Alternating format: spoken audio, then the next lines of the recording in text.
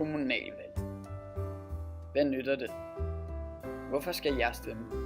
En stemme fra eller til gør jo ikke nogen forskel. Sådan kan man tænke om kommunalvalg.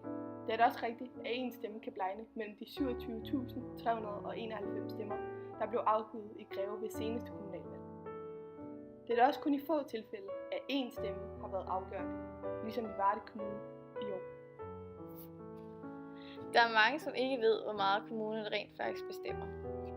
Kommunerne står for det sociale område med daginstitutioner, ældrepleje, sundhed med forebyggelse og genoptræning, teknik og forsyning, så det handler om kommunale veje, vand, kloakker, undervisning i folkeskolerne og gymnasier, beskæftigelse, jobcentre, arbejdskraft og natur, miljø og planlægning med miljøgodkendelser, miljøtilsyn og miljøbeskyttelse.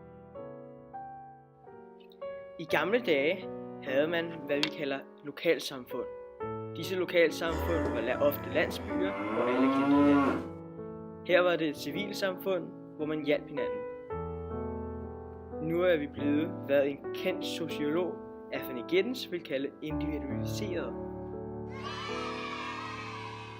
Vi er gået væk fra civilsamfundet og passer nu i højere grad kun os selv.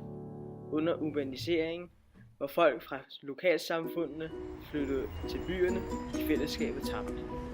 Her har vi kommunerne. Det er et fællesskab, ikke alle er lige engageret i, men vi alle bør bakke op om. Husk at stemme til kommunalvalg, for kommunen er dig og mig.